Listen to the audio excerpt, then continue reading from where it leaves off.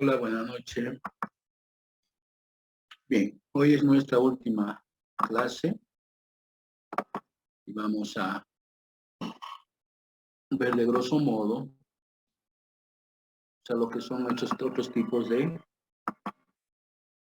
entidades, o sea, que se debe analizar. Ya les dije que las auditorías forenses son diferentes que las auditorías financieras, porque aquí prácticamente el auditor forense tiene que tratar de indagar sobre cómo funcionan esto. O sea, esto no se encuentra en la contabilidad, sino se encuentra en las acciones que hacen sus ejecutivos.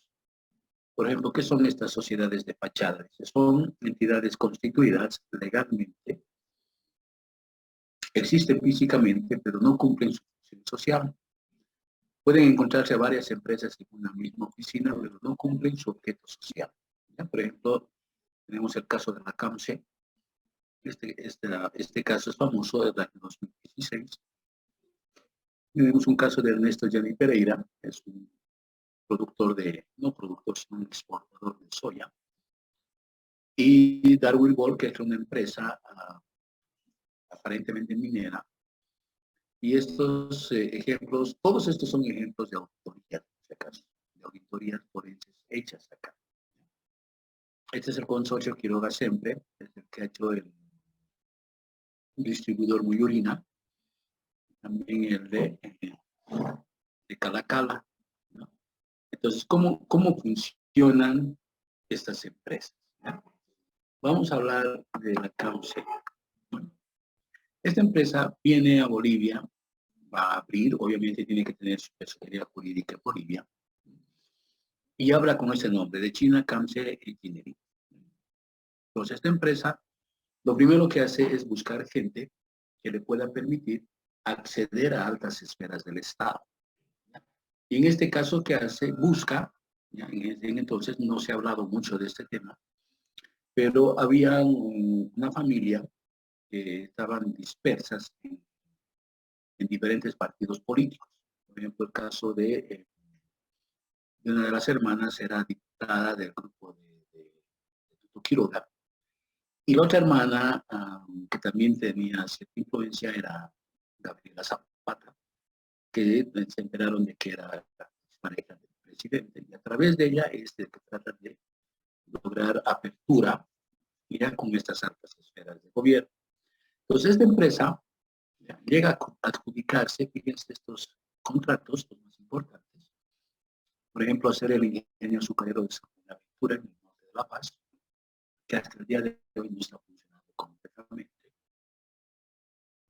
Esta planta de sales de potasio de litio, que se ha hecho en el Salar de Uyuni, compra de perforadoras para yacimientos, para hacer las prospecciones, tramo de la vía Pérez Montero Bulo, que se después de este contrato, después de este lío, y 3 contratos con el proyecto Musicuño para que haga el tema de la generación de energía eléctrica, vertederos, etc. Todo tiene que ver con temas técnicos.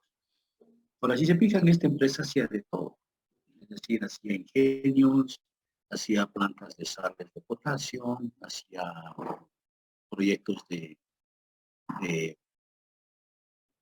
para hacer compras internacionales, vías férreas, pero en la práctica esta empresa no hacía nada, simplemente eran gestores de proyectos, gestores, comisionistas, y para el colmo ofrecían estos contratos como si fueran de riesgo, es decir, a mi mano, es decir, construimos y después nos pagan. Obviamente, para que se dé esto, el gobierno firmaba algunas garantías, ¿no? Por ejemplo, como ser cartas de crédito bancarias que se daba ya sea a través del Banco Unión o a través de bancos internacionales. Si ustedes me cumplen el contrato, yo les pago, ¿ya? Entonces, yo hice o participé de trabajos en esta planta de sales de potasio, ¿ya? Donde esta empresa contrata con el Estado 178 millones de dólares. Es más, esta empresa hacía todos los términos de referencia, hacía todos los estudios y el Estado lo único que tenía que hacer era contratar. Esta empresa, una vez adjudicada, lo que hacía era subcontratar a otros contratistas. Y 178 millones es harto, pero obviamente los subcontratistas iban a ser por unos 120 millones. Todo. Entonces contrata a unos 10 contratistas para que hagan trabajos individuales y cada uno tenía obras por un monto de 3 millones de dólares, 2 millones de dólares, o 20 millones de dólares, 10 millones. Empresas medianas. Pero dicen, ustedes trabajan con sus recursos. Y yo también les pido un contrato de un aval bancario. Y cuando ustedes me entreguen, yo les pago. Entonces, esas empresas trabajaban y una vez que concluían el trabajo, le entregaban a la CAMSE y la CAMSE entregaba al Estado. Y el Estado hacía el pago mediante los avales bancarios. ¿Ya? Como ven, esta empresa existía, sí. Cumplía su objeto social, ahí no. ¿Ya? Porque no hacía lo que ellos decían, mencionaban que hacía. ¿Ya? Y un caso que fue extremadamente complicado en Bolivia, porque cayeron muchas empresas, fue de estas de Darwin Port. Hay un elemento que aquí me llamó la atención. Esta es una auditoría hecha por la Contraloría. ¿Ya? Resulta que viendo los antecedentes, algunas pistas de algunos hechos medios raros en Bolivia, me entero que había una entidad que se llamaba CIBEX. ¿Ya? Que el CIBEX era el sistema de ventanilla del exportador. ¿Ya? Era una entidad que ni siquiera figura dentro de las entidades públicas, que no recibe el presupuesto de nadie. Está compuesta por varios trabajadores de distintas entidades. Por ejemplo, está todos los que participan en exportación, la aduana, está impuestos nacionales, está SENASA, que hace los registros sanitarios, está el SEDAC, que es el Servicio Departamental Agropecuario, y había una persona del ministerio que era una especie de coordinador en esta oficina. Entonces, cuando vemos los antecedentes, dijimos, Bolivia, primero, en ese entonces era un país neoliberal, es decir, que no participaba de la economía. Pero para fomentar la producción en Bolivia, la exportación, tiene que hacer su aporte. Entonces, en Bolivia hay un elemento que se llama presión tributaria, que muchos confunden que es la presión que ejerce impuestos sobre los contribuyentes. La presión tributaria es el porcentaje de la recaudación tributaria sobre el PIB, ya sobre el Producto Interno Bruto. Y esa temporada la presión tributaria no pasaba del 10%. Entonces, si la presión tributaria, es decir, la participación del impuesto recaudado sobre el PIB, era del 13%, ¿ya? Entonces, o le ponemos 10%, ese dato, es decir, Bolivia recaudaba 1.000 millones de dólares en impuestos. Todos los impuestos eran 1.000 millones. Entonces, Bolivia tenía que aportar como Estado el 10% de esto, es decir, 100 millones de dólares. ¿Y cómo lo hacía? Mediante la devolución del impuesto del IVA, del IT, del gravamen arancelario, de todos estos temas tributarios que insume un exportador.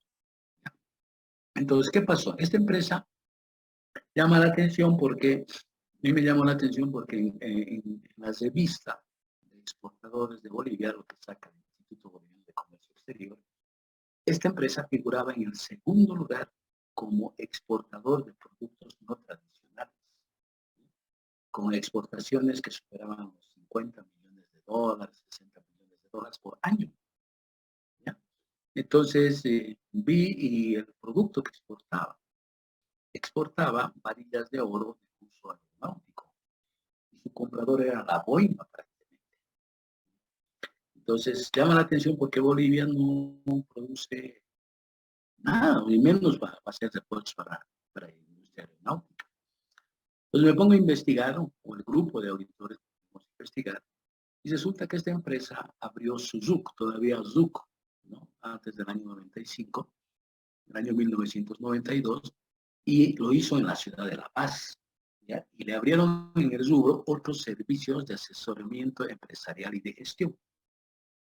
Primera observación, o sea, como una empresa de servicios va a recibir recursos como exportador, no es fabricante, no es industria, es empresa de servicios. Dos, llama la atención que se cambia de residencia el año 1999, se va a Tarija, ¿ya? Y resulta que se va a Tarija porque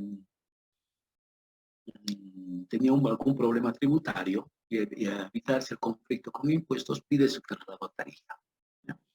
Pero sin embargo mantiene su registro único de exportador, a pesar de que sus documentos de constitución, su estatuto no hablaba para nada que era exportador.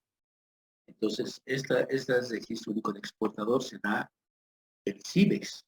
Entonces, hay otro elemento medio raro en el CIBEX La Paz. Ahora, esta empresa exportaba el oro en barra para uso aeronáutica por la aduana del aeropuerto de La Paz, pero lo hacía bajo la modalidad de maletín acompañado. ¿Qué significa eso? Que la mercadería llevaba en maletín. Y cada maletín tenía un valor de $1.000.000. Y acompañaban la factura de exportación, los DUEs, las declaraciones únicas del exportador, que eso nadie verifica, porque la exportación en Bolivia está aumentada y uno puede hacerse la factura de exportador, uno puede llenarse el DUE, hacer todo, y lo único que se quiere son los sellos de verificación en frontera. Y en este caso la frontera era el puerto de La Paz, el Alto. Y en el Alto le ponían los sellos a todas sus facturas, como si estuviera exportando 3, 4 maletines cada viaje. Evidentemente los pasajes de la persona que viajaba eran Nueva York. Pero resulta que esta persona que exportaba por La Paz venía y cobraba los CDMs a Cochabamba. Primero, ¿por qué le van a pagar en Cochabamba si Cochabamba no está exportando? No está haciendo nada, ¿no?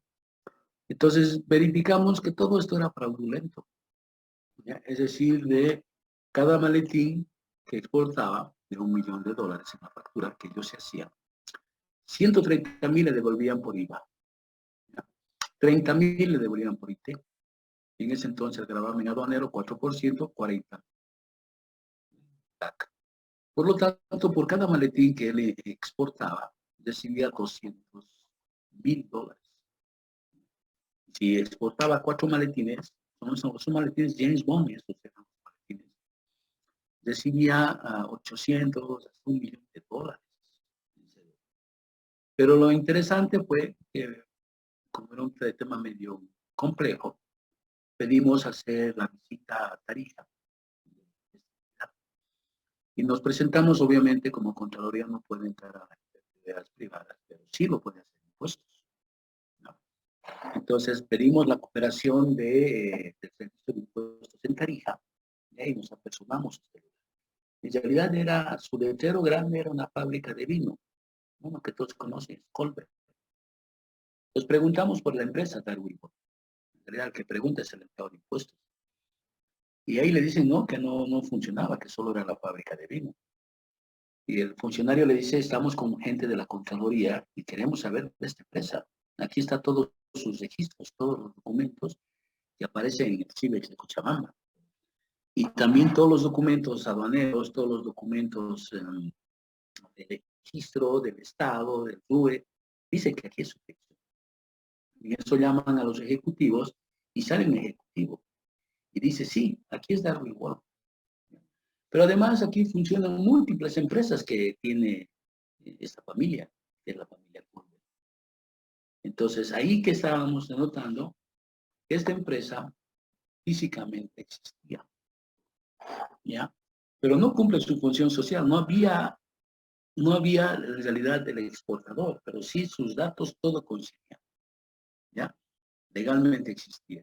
Pero nunca llegó a exportar, porque esta era una empresa de servicios de asesoramiento empresarial y de gestión. El cargo de esta empresa, de esta primera auditoría, ascendió a $3.700.000, ¿ya? De cosas que se habían hecho de manera ilegal. Obviamente, los cargos que se le tiene que hacer a esa entidad pública, en este caso a los funcionarios de impuestos, que dieron esos CDIs, esos certificados de devolución impositiva, pero nunca verificaron, nunca controlaron, nunca analizaron, ¿ya? Entonces, este tema nos va a servir para más adelante, para ver a una entidad que nunca la controlas, nunca la verificas, nunca la fiscalizas, nunca pides nada, obviamente va a ser lo que te. Otro tipo de empresas son las sociedades pantalla. Esas empresas, en la práctica, existen, son legalmente constituidas, físicamente también, cumplen su objeto social, pero mezclan el dinero ilícito con sus ganancias verdaderas. Estos en la práctica son lavanderías de dinero, como son las casas de juego, casinos, en todas otras palabras, las ventas no facturadas, ¿no? Que es la única forma de decir, es producto de esto, como eran las lavanderías de Al Capone. Pero ¿qué pasa? Este es un caso real, ya que un determinado año, las importadoras de llantas, antes las llantas no traían de la China, traían de Chile. Las llantas que las vendían acá en $120, en el Alto de la Paz las vendían en 60. Pero les vendían a estos sindicatos de microbuses, todo eso, y ellos pagaban $60, pero los facturaban 120. Entonces, ¿qué estaban haciendo? Dando lugar a que la mitad de esa venta se constituye en un lavado. O sea, esto tiene que estar bien presente en todo momento, que el lavado de dinero sucio, se hace cuando ingresa al sistema financiero, no cuando sale. Cuando sale, ya es dinero limpio, ya está diversificado. ¿Ya? Entonces, ¿qué pasa? Esta empresa agarraba y vendía, por decir, 100 llantas a $60, ¿ya? Recibía, por decir, $6,000. Pero sacaba $6,000 ilegales e iba al banco y decía, producto del ingreso del dinero, venta de llantas. Entonces el dinero ya estaba lavado cuando empezaba. Y para salir ya, obviamente, ya no se necesita control de la banca. Entonces, estas empresas, pantalla, sirven para lavar dinero. Y eso ha habido siempre, en todo lugar, empresas de este tipo. Ahora bien, sobre este tema del lavado de dinero, ¿por qué es importante? Porque Bolivia forma parte de las calificaciones mundiales sobre el nivel de riesgo. El año 2017, Bolivia, por ejemplo, en el índice antilavados, ocupaba el puesto número 23. ¿Ya? El 1 es el peor posicionado y el 10 es el mejor. Entonces, ¿qué pasa? En América Latina, los peores posicionados, ¿ya?, eran el Paraguay, en el puesto número 16, y Bolivia en el puesto 23. Entonces, el número 1 en el mundo, obviamente, son los países terroristas: Irán, Afganistán, Tayikistán, Mozambique. Y después entran los países de América. Esto ya es el índice antilavado de 2022. Esto es de América. Obviamente ya están aquí Bolivia, Paraguay, Venezuela, Nicaragua y Panamá, por los famosos casos de Panama Paper y de Pandora Paper. ¿Ya? Son los países donde más fácilmente se lava dinero. Es decir, que estos índices afectan ¿en qué? En el índice de riesgo que tiene. Bolivia el año 2012 alcanzó su máxima calificación de riesgo positivo, que era BB positivo, que significaba que Bolivia era un país sujeto de inversión, era un país confiable para invertir. Pero actualmente Bolivia este año le han vuelto a calificar con solo B. Es decir, de W positivo ha bajado prácticamente 4 espacios. Por lo tanto, si Bolivia emite bonos, ninguna bolsa de valores va a recomendar la compra de estos bonos. Si Bolivia quiere adquirir un crédito, digamos, del BID, todo eso, dice, no, es riesgoso. Entonces, para que vean que cuanto más riesgo, más tasa de interés, más controles, más requisitos, hagamos un símil, una análisis de un crédito, por ejemplo, de consumo. ¿Ya? El banco da un crédito, por decir, a una persona para que vaya de viaje. Le va a cobrar el 18 o 20% de interés. Porque esa persona, ¿qué está dejando de ganar? Nada, una firma. ¿no? De una persona influyente, pero solo es eso. Pero si una empresa como la Banaco quiere sacar crédito, le van a prestar al 4%, 4,5%, porque es una empresa más confiable. Entonces, su nivel de riesgo es menor que el otro riesgo, que el riesgo que dar un crédito para un viaje.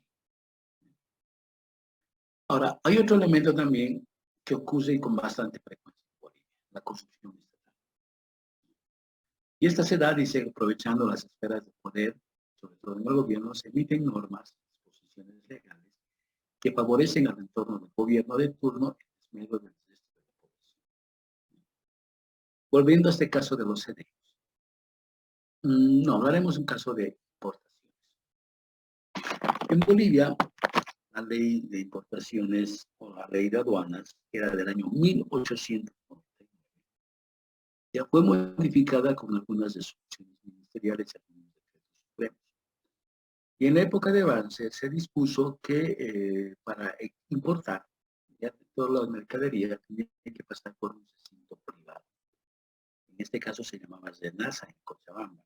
Actualmente esos recintos privados ahora son públicos. Alguien del Estado controla su empresa. Pero dividían, por decir, el control del ingreso tenía que pasar por esa empresa, por ese recinto. Y la desaduanización venía por aduana. Entonces, ¿qué pasaba? Un camión, por ejemplo, de Chile salía de Zona Franca trayendo electrodomésticos y ponían ahí en su parte, obviamente para el control en las fronteras con Chile, la frontera, la aduana chilena, veían el manifiesto internacional de carga. ¿Qué era? Y ahí decía computadoras, televisores, refrigeradores, etc. Y se hacía un chequeo, pues simplemente el chequeo era para ver, eso hacía vista de aduana para ver que sí, evidentemente eran televisores, refrigeradores. Pero llegaban a Cochabamba, esta mercadería, y entraban así como televisores, refrigeradores, cocinas, etcétera, pero pasaban a la aduana, ya del recinto privado, ya como bisutería, ya como espejitos, como trabas, y si entraba con un valor de $200,000, pasaban a la aduana con un valor de $2,000, y llegaban a desorganizar, ¿qué? Por valor de $2,000. Entonces, todos esos problemas estaban motivados por las malas normas que sacaban, porque permitían que ese manifiesto internacional de carga, que venía un ejemplar, debería entregarse al recinto. Y el recinto, como es privado, no tiene control del Estado. Entonces, y pasaba al otro lado ya la documentación simplemente para desaduanizar. Ahí había un conflicto de bastante dinero de por medio que superaban los $500 millones a nivel nacional en un año. Ese era el nivel de defraudación. ¿Todo por qué? Por un documento, una norma más afectada. Lo mismo ocurrido, por ejemplo, en el caso de Comsur. Comsur era la empresa de Goni. Aquí están metidos 4 o 5 datos de, por ejemplo, el Goni, o sea, la mercadería, no la mercadería, sino la carga que sale de Bolivia, el 95 al 98% de la carga que sale de Bolivia sale por el puerto de Antofagasta. Eso es el volumen. Y la mercadería que ingresa a Bolivia pasa por Arica. Si por Arica viene y por Antofagasta sale. Pero ¿qué es lo que sale por Antofagasta? Mineral. Todo lo que se produce en la mina San Cristóbal, en las minas de Goni, salían por Antofagasta. Entonces lo que hace el Goni es sacar una disposición de fomento a la exportación y baja los aranceles de ferrocarril a la mitad de precio. Pues ¿quién se estaba beneficiando? Él. ¿No? Además lo que hace es firmar operaciones de riesgo compartido con Concord. Es decir, que el Estado pagaba al minero y él se llevaba la plata. Entonces, todas estas disposiciones legales que favorecían a unos cuantos, pero era en desmedro de esto. Y esto siempre se ha hecho. Ahora, de esos elementos, de estos procesos, hemos visto que en la lista, en los gráficos que les mostré del censo carcelario, hemos visto que por delitos de corrupción en Bolivia no hay presos. Y eso está claramente visto acá. Entonces, acá ha habido, por decir, el año 2017, estos acumulados. 670 imputaciones, 38 sentencias con procedimiento abreviado, 160 sentencias en juicio oral y 332 acusaciones. Si sumamos todos estos procesos, vamos a encontrar que esto pasan de los 1.200. De estos 1.200, solo hay 160 sentencias en juicio oral. Pero esto pasa a un segundo grado, es decir, a la sala penal en el mismo distrito judicial. Y en tercera instancia pasa al Tribunal Supremo de Justicia de Sucre. Entonces, en la práctica, estos juicios no han concluido. Pero veamos cuáles son los delitos más comunes. Los delitos difíciles de demostrar: incumplimiento de deberes, conducta antieconómica. Estos dos delitos, ya, por ejemplo, de los 6.000, prácticamente son 2.500. Cualquiera le mete por este delito. Cuando hacíamos práctica les decía, olvídense de ese delito porque eso se acomoda a todo. Incumplimiento de deberes y conducta antieconómica. Pero veamos a los delitos que sí son fáciles de demostrar: omisión de declaración jurada de bienes y bienes. Es decir, este delito es no haber hecho su declaración jurada. Que nosotros ya alguna vez les decía, estos delitos se lo puede imputar a cualquiera que quiera levantar la cabeza. Porque esto de declaración jurada de bienes y bienes, si vamos a empezar, por ejemplo, les puedo asegurar que la mitad de los docentes no han hecho esto. Pero a nadie les hace este proceso. Sino es un proceso que se hace a alguien que quiere molestarse. Entonces, de estas omisiones, prácticamente hay 38 sentencias con procedimiento abreviado, donde se les han hecho a los fiscales que alguna vez se portaban mal, pero no se los puede despedir, porque su escalafón de los fiscales han determinado que los procesos administrativos, la sanción más grave sea la suspensión, pero con goce de haber hasta un año. En otras palabras, se les da vacación a los fiscales. Pues como no hay forma de despedir a un fiscal, lo que hacen es investigarles por esto, por omisión de declaraciones de bienes y bienes. Entonces, esa información está en la Contraloría. Y pueden encontrar cualquier error en esa declaración y decir, no has hecho, o has hecho tarde, o no has hecho cuando correspondía. Pues te vamos a procesar por esto o renuncias. Y eso ha ocurrido con muchos casos, ¿no? Ha llegado solo al nivel de acusación. De ahí no ha pasado. Ahora, ¿qué pasa con estos temas? Hemos dicho que la auditoría forense tiene que ver con hechos de corrupción. Los niveles de corrupción son inversamente proporcionales al fraude que provocan los distintos segmentos. ¿A qué me refiero? Esto es aparentemente el común, pero no están haciendo. Haciendo notar que el 10% de una empresa, digamos, o de una entidad pública, el 10% son ejecutivos de un máximo nivel. Por lo tanto, estos provocan fraudes y corrupción de equivalente a un 75%. El 30% son mandos medios. Y esto provoca un 20% de fraude porque están en el sándwich y tienen control de arriba y tienen control de abajo. Y el 60% son los fraudes que cometen los personal de apoyo. Pero ese fraude que están cometiendo, la corrupción, no significa más allá del 5% de fraude de la empresa, de la institución. A ver, les doy un ejemplo. Este es un caso del Banco Unión. El Banco Unión, cuando hice este análisis, tenía 4.600 empleados aproximadamente, donde su órgano de gobierno son 7 personas, los 5 directores, más el síndico, más el gerente general. Ese es el órgano de gobierno. Ahora, el nivel ejecutivo nacional son 18, los gerentes nacionales más los gerentes regionales. Y el nivel operativo son 60. Y el nivel de apoyo, es decir, los cajeros, oficiales de microcrédito, mensajeros, choferes, guardias de seguridad, son 4.500. Entonces, la corrupción que se ve dentro de estos 4.500 es lo más notorio, lo más notable. Por ejemplo, que un oficial de microcrédito se ha inventado datos para darle un microcrédito a una persona de 10.000, 5.000 bolivianos o $2.000. Ese es.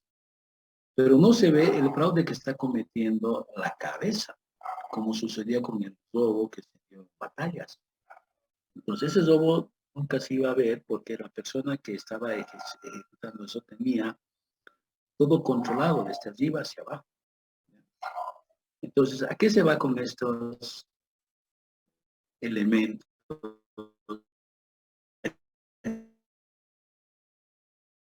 Esto es la policía.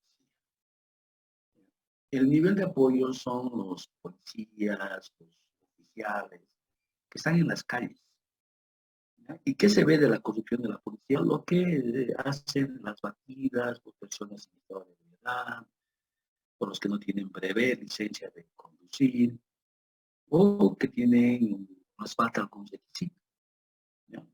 Motociclistas que no usan casco, y la gente dice, me ha sacado tanta plata. Esa corrupción es nada comparado con lo que hacen los comandantes generales. Aquí ya están viendo elementos, por ejemplo, de encubrir, de hacerse de la vista gorda, temas narcotráfico, temas grandes. No se ve eso. Lo que sí se ve es lo que provoca la gente debajo. Y esto es lo mismo en los juzgados. ¿Ya? Entonces, ¿qué se ve? Lo que el auxiliar, lo que el secretario, lo que el amanuense anda pidiendo o recibiendo 50 bolivianos, 100 bolivianos para hacer una diligencia. El fallo del juez, eso no se ve. Y eso es mucho más grande que el fraude que se está cometiendo. Aquí estoy dejando algunos casos de apropiaciones indebidas, ¿no? Que se den al sistema bancario, lo que se llama jineteo, por ejemplo, en el caso del Banco Videsa, que fue algo tremendo, que estuvo en la cárcel presidente y gerente. Este señor fue a Cobija, por decir, agarró y dijo, ¿cuánto hay en bóveda en este momento? Ya, $4 millones. Dijo, déjenme. Pero y la contabilidad no, dejen la contabilidad, que figura aquí como si hubiera 4 millones. Se sacó los $4 millones, hizo uso de ese dinero, y en la contabilidad de Cobija, como nadie iba a auditar, nadie iba a fiscalizar, había los 4 millones, pero efectivamente no existía, porque ya se lo había sacado. ¿Quién? El mismo dueño. El caso del Banco Unión, este sí que es un caso tremendo que había que analizarlo, pero con pizarra para que se den cuenta. ¿Qué es lo que ha pasado en este caso de ese robo de 5 millones de dólares? Fue una fortuna. ¿Y cómo fue que no se pudo detectar? Um, lo mismo, bueno, estas cosas más pequeñas. A los retiros que hacen las agencias bancarias en las fronteras, por ejemplo en Argentina, agarran, sacan los dólares el viernes en la noche o sábado a mediodía, pasan la frontera, hacen sus negocios, vuelven el lunes en la mañana y devuelven el dinero, pues ya han hecho sus negocios. Con plata jineteada, con plata recaudada, que nadie los controla. Aquí hay otros casos de fraude, pero ¿qué sucede? Quiero llegar a un elemento para explicarles estas auditorías.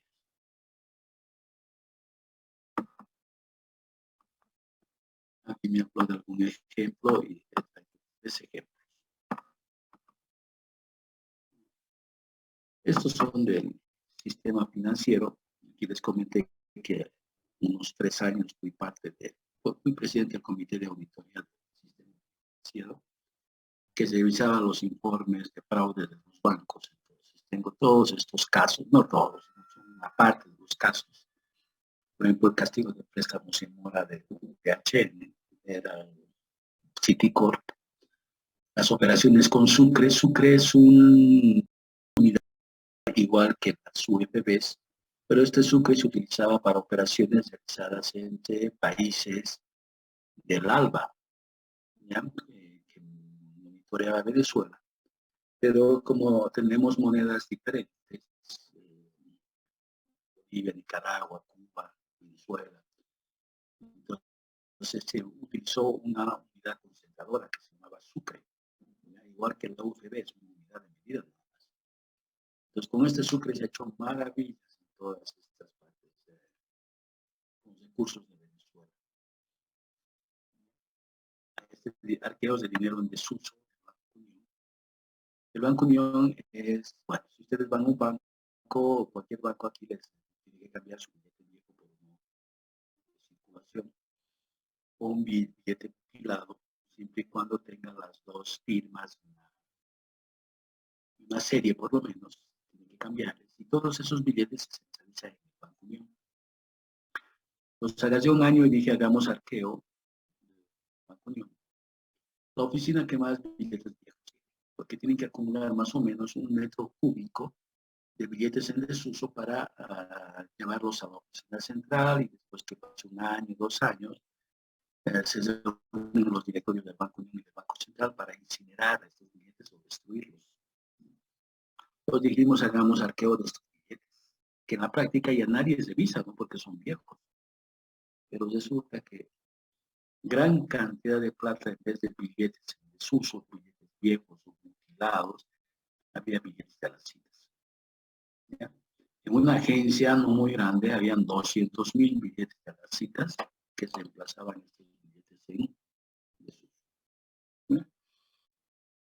Bueno, también hay este tema de que se necesita pizarra para explicar las cuentas interoficina, lo que se llama la contabilidad interactiva. Pero quería llegar a esto. Ya son 12 enunciados que hace un auditor forense de Colombia, ¿no? Y que en la práctica es algo real. Como les dije en algún momento, estas auditorías no tienen una base, no requieren de un manual, no requieren de programas de auditoría, no requieren de MPAs, no requieren de instructivos, porque esto, cada auditoría es diferente. ¿Ya? Para, ¿qué decían estos colombianos? Decían, la auditoría forense es más un conjunto mental que una metodología. No hay metodología, no hay principios contables, no hay normas contables para hacer eso. ¿Ya? Y tampoco hay normas de auditoría para hacer eso. Dos, dice, las auditorías forenses son diferentes de las auditorías financieras porque se centran en excepciones, rarezas y singularidades contables y patrones de conducta, no en errores u omisiones. No estamos yendo a ver errores contables para decirles la cuenta caja está mal expuesta o decir la cuenta banco está mal expuesta. Aquí nos tenemos que centrar en ver la conducta de las personas.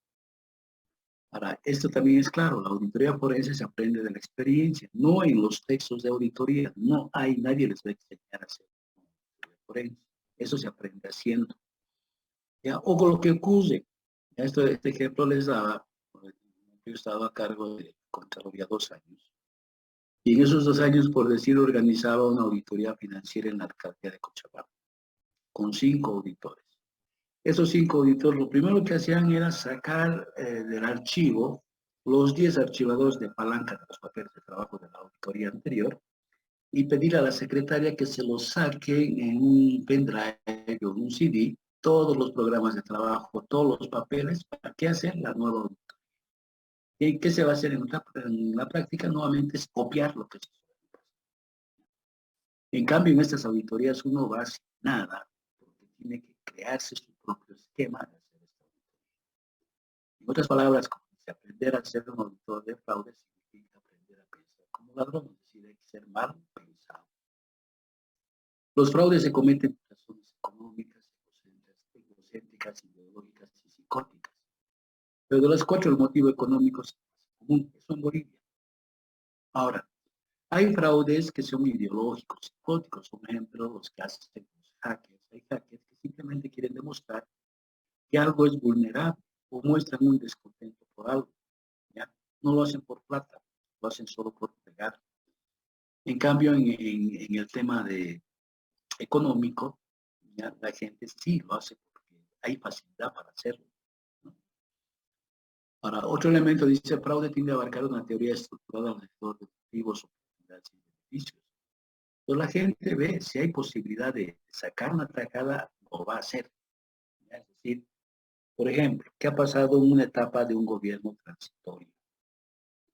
Si a mí me dicen, te voy a nombrar gerente con un salario de 45,000 bolivianos, vas a estar 3 meses y el que va a entrar te va a despedir, te va a pagar desahucio. Imagínense, y además tienes que sacar todo lo que puedas, encontrar estaciones, sacar todo, o sea, porque tienes simplemente que un lapso de tiempo. Entonces, eso es difícil de solucionar cuando se ve que hay esta oportunidad de hacer algo.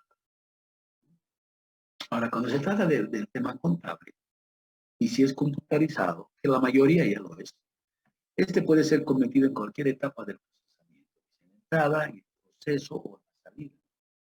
Pero lo más común es hacerlo en la entrada, porque ya en la salida deja huella. ¿Ya? Por ejemplo, creo que en una práctica les decía de que una cajera de derechos sociales, una ATA, ya agarraba e introducía datos correctos. Ya, esta señora le ha obligado a comprar 10 timbres, si quieren, de la carátula de inicio, cuando se requería uno. Entonces, una vez que ha pagado la señora, que le ha entregado una copia de pago, agarra y anula el comprobante y hace registrar uno. Y el saldo de los timbres, los valorados, les entregaba a alguien para que lo venda en la calle. Pero ¿dónde está haciendo el procesamiento de datos incorrecto? Ya en el proceso ha entrado y lo está cambiando el proceso. Entonces tiene dos documentos. Pero hay la trazabilidad, es decir, el monitoreo que se hace a los registros informáticos de agua. Otro elemento dice, los esquemas fraudulentos más comunes de empleados de niveles bajos son gastos pequeños, es decir, temas de sueldos, gastos menores, caja chica. Entonces aquí se aprende ese elemento del tema por ejemplo,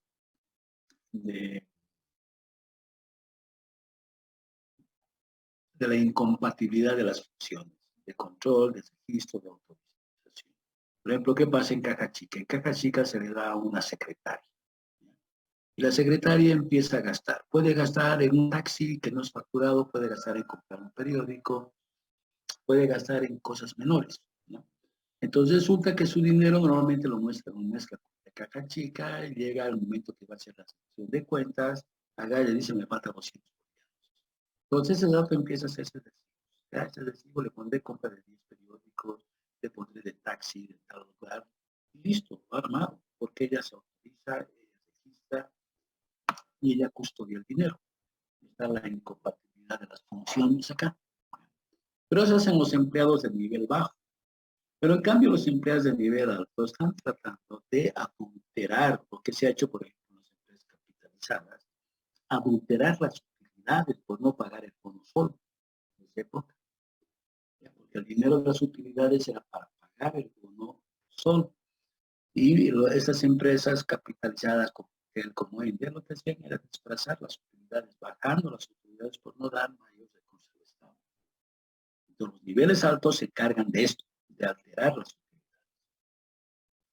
Para los fraudes contables se causan más amenazas por ausencia de control que por pérdida de control. Por ejemplo, si una entidad, les hablo de este caso de Juan Pari, él trabajaba en la oficina de batallas. Él estaba ya 7 años, y al que le suplió, que también estaba otros 7 años. Que los dos se comentaban. Nunca ha venido auditoría interna por acá. Nunca ha venido la unidad de riesgos. Nunca ha venido. Entonces ha habido ausencia de control. Pero muy diferente es que este año vamos a ir a 3 agencias al azar. Entonces dice, puede venir acá. Es una lotería. Les decía la Contraloría, puedes revisar los papeles de trabajo 2 por año. ¿De cuántos? De 100 trabajos. 2 va a ser. Pero el resto sabe que hay control, ¿no? Pero cuando se sabe que no hay control, ahí sí. Ahora, los fraudes de contabilidad se descubren más a menudo por accidente o por denuncia. Y es verdad, el 90% de esto se descubre por accidente o denuncia, incluyendo estos grandes desfalcos en Estados Unidos de la Enron y WorldCom, han sido sus ejecutivos, que ya no aguantaban más al salir a decir, señor, les hemos engañado. No es que una auditoría haya descubierto, porque el que le hacía la auditoría le hacía la contabilidad para empezar. Pero en la mayoría de los casos no se descubre por la parte contable, se descubre por otro lado. Este tema, por ejemplo, de este señor Juan Pari, ¿cómo se detectó? porque llegaron comentarios de la vida dispendiosa que llevaba, ¿no? Llegó esta noticia a su jefa, a la jefa de agencias de oficinas de La Paz. Y esta su jefa todavía va hasta esta batalla, le dice, me han contado que a vos te traen comida desde el alto, batalla creo que está a 60 kilómetros del alto. Me han contado que tú has hecho una fiesta y has invitado whisky azul que vale 1.300 dólares. Me han contado que tienes reuniones con conjuntos afamados, que haces esto. Y la gente le dice, o me comentas lo que tú estás haciendo, te despido. Y este Juan Pablo le dijo, no, no necesito que me despidas, yo me voy. Su carta de renuncia. Y el otro le dijo, tienes 30 minutos para irte de acá. Y el otro en los 30 minutos se llevó 200,000 bolivianos. Ahora, ¿cómo lo ha hecho? Eso es más fácil de explicar en una pisada que hablamos. Ahora bien, otro elemento dice, la prevención del fraude es asunto de controles adecuados y de un ambiente de trabajo de alto valor a la honestidad personal y al trato justo. Si quieren que una empresa funcione bien, el informe COSO, el 1, 2, 3, que dice el ambiente de control. Si el ejecutivo, la máxima autoridad, es predispuesta a que la empresa funcione bien y que no sea corrupta, que se eviten estos casos de fraude, la empresa puede funcionar bien. Es decir, que viene de arriba a abajo, no es de abajo. Es como dicen en el ejemplo, se barre una casa de 2 pisos, desde el piso 2 al piso 1. No se puede barrer del piso 1 al piso 2. La limpieza siempre empieza por arriba. Y si el ejecutivo es honesto, la entidad va a funcionar bien. Y finalmente, dice, las incidencias por fraude no están creciendo exponencialmente, pero las pérdidas por fraude sí. Lo que pasa es que todo el mundo se entera qué es lo que se puede hacer. Entonces, buscarse un mecanismo diferente es más complicado que hacer la misma situación de fraude todo el tiempo. Entonces, si encontramos un caso, vamos a encontrar varios casos similares. A eso se refiere. Que las pérdidas por fraude van creciendo, pero la forma de hacer este fraude casi siempre es el mismo. Y de esto alguien me pidió ejemplos. He traído 3 ejemplos de cómo se hace una auditoría forense, cómo se hace la realidad. Aquí está la parte conclusiva. Este caso es de una entidad financiera grande que la ASFI la intervino, pero para intervenir la ASFI necesitaba un informe de auditoría forense, porque la contabilidad estaba bien, no había dónde perderse. Lo que sí estaba mal era la actitud y las decisiones que habían tomado sus ejecutivos. Por ejemplo, esta entidad que hacía recaudaciones para impuestos nacionales, o sea, ¿cómo se hace el contrato con impuestos? Viene por captura. ¿Ya? Cuando un contribuyente va a un banco, presenta un formulario, ya sea del IVA, del IT, y lo que hace el banco es capturar datos de ese formulario. Y por cada captura de ese formulario, esta entidad recibía 7 bolivianos, pero tenía que estar bien hecha. Y por cada error en captura, el formulario era 50 la multa, ya 7 ganancias y 50 multa. Entonces esta empresa, para evitarse problemas, contrata esta entidad financiera, que es una entidad, era una entidad financiera grande. Con este punto y que en otro que les voy a explicar, el Estado la intervino y la liquidó. Entonces, ¿qué hicieron los directores de esto? Buscaron una empresa donde estaban vinculados a ellos mismos, ya sea sus hijos, hermanos, parientes, que era una empresa aparentemente recién creada, experta en tema de controles informáticos. Y ellos dijeron, les vamos a hacer un servicio mensual de 20,000 dólares de horarios para que no tengan problemas con impuestos en las capturas. Pero resulta que pasan 2 años y esta institución financiera tiene multas de impuestos por 775,000 dólares. Entonces esta empresa, al momento de hacer el pago, porque le correspondía asumir la multa, resulta que se disolvió antes y todos se hicieron gas. Entonces la primera observación que radica es, esta empresa se asumió este reto, es que tenía personal capacitado, es decir, que sus cajeros sabían lo que hacer, porque los bancos, cuando tratan cajeros, normalmente los ponen de sombra, los ponen atrás para que vayan aprendiendo y después los lanzan a la cancha. Pero en este caso, esta entidad ya era grande, se suponía que hacía esto. Como no hacía, ya esta empresa tenía que pagar esta cantidad de plata, multas, impuestos, que era mucho más de lo que había ganado. Entonces, esto es un hecho delictivo. Pues, ¿cómo hemos tipificado el hecho? ¿No?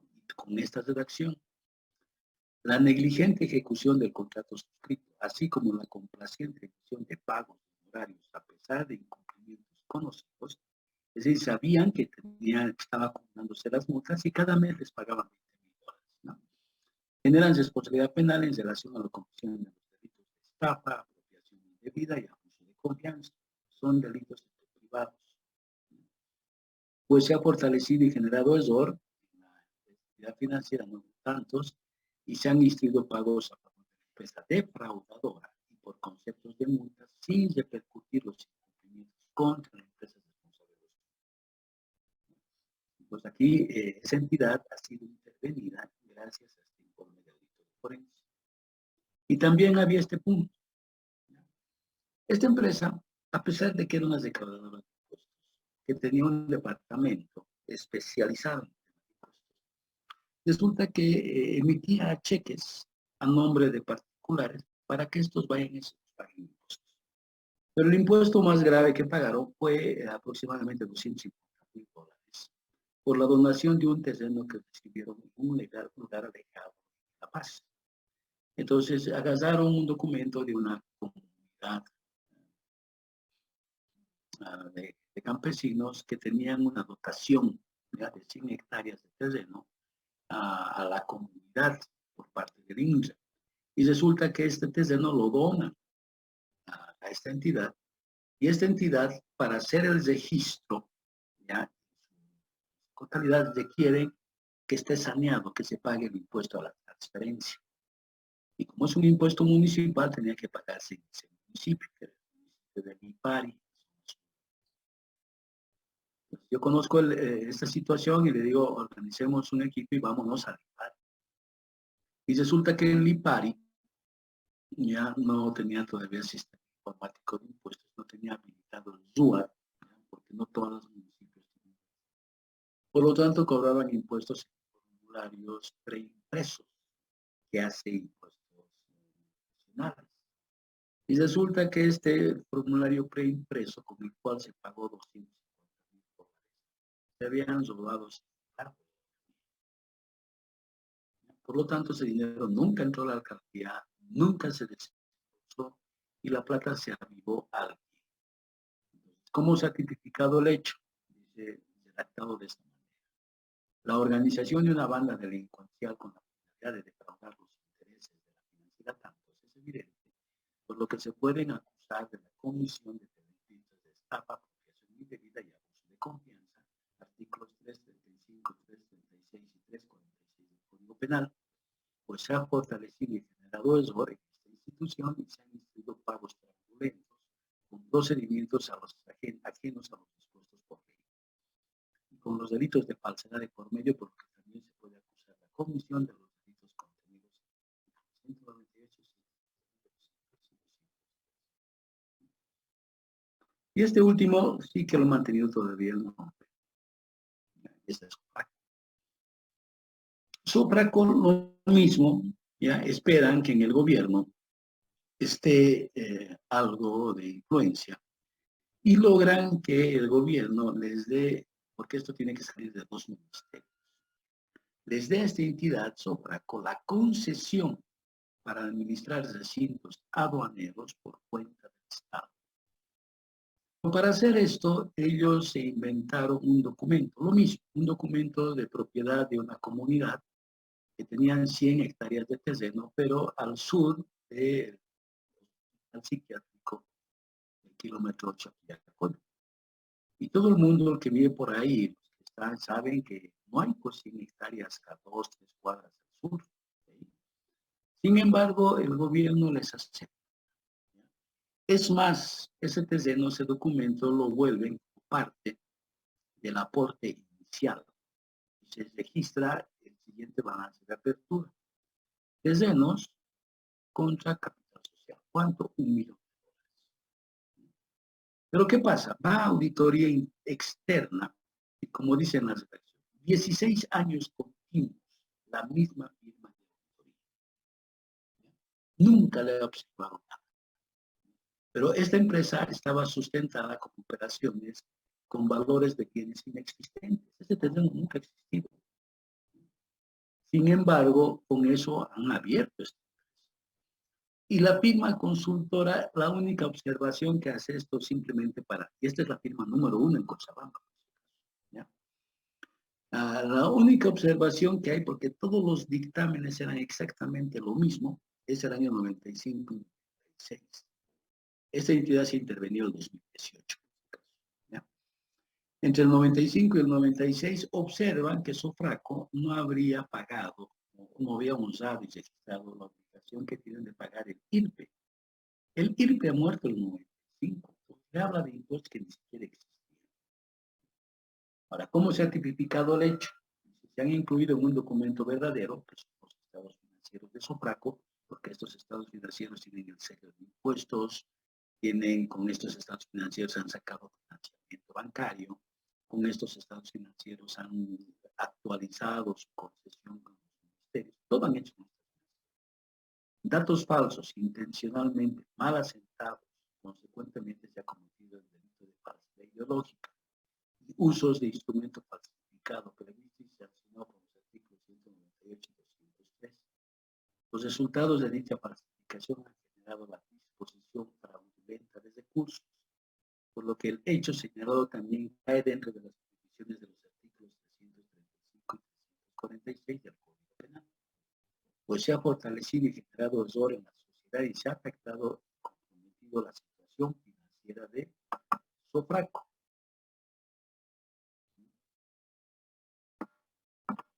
Dice, en desmedro de sus intereses. Para hacerlo se ha montado una organización criminal, lo que también se incurre en el delito de asociación delictuosa, artículo 132 del Código Penal, pues los responsables materiales de la comisión del delito actuaban bajo el mando e instrucción de otros ejecutivos responsables penales del hecho.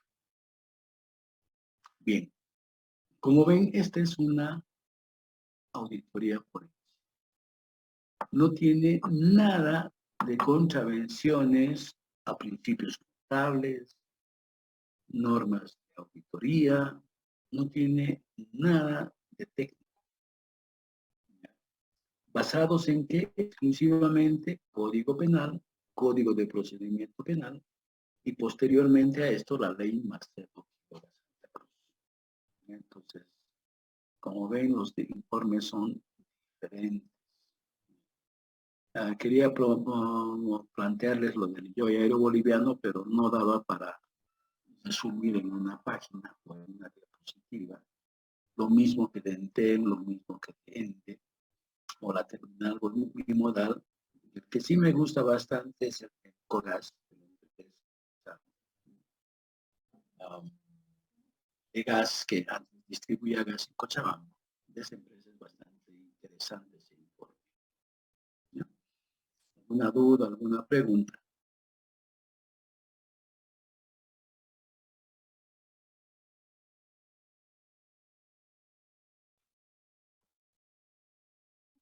Bien, hasta aquí el examen.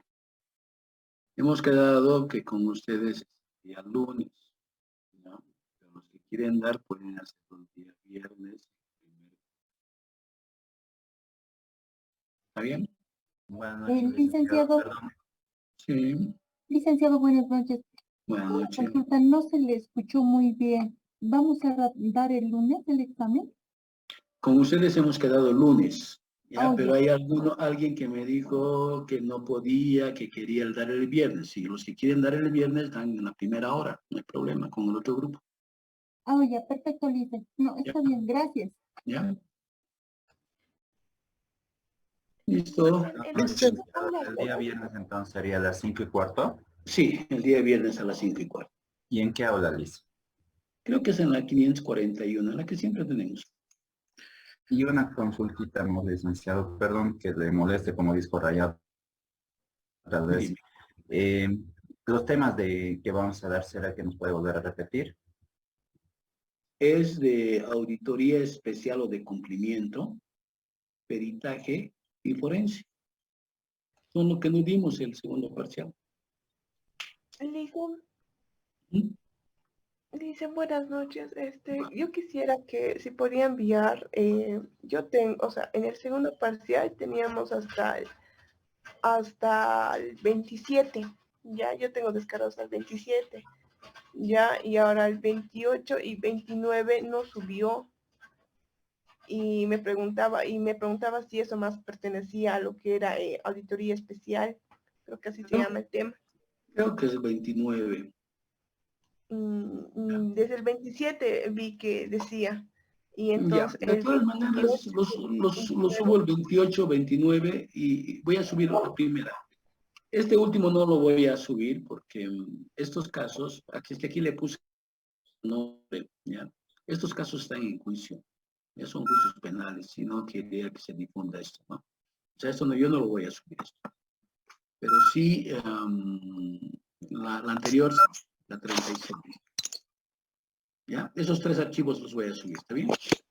Pero por si acaso los voy a borrar mañana, los voy a ocultar mañana. Los subo ahora y los oculto mañana. Muchas gracias. ¿Ya? Listo, cuídense con ustedes hasta el día lunes. Dicen el examen el día lunes, ¿en qué horario es? Sería 7:15. 7:15. Sí, la primera hora del otro grupo también sería, ¿no? Porque de ustedes es muy tarde, 8:15, ¿no? Entonces 7:15. ¿Y en la aula, en qué aula, licenciado? En la 541 también. Creo que es la Está 509. bien. Nos vamos a ir a la 541. ¿Está bien? Sí, está bien, licenciado. Está bien, Lice. Listo, cuídense, hasta el lunes. Hasta luego, Lice. Chao, adiós. Hasta luego, Lice. Se cuida. Chao.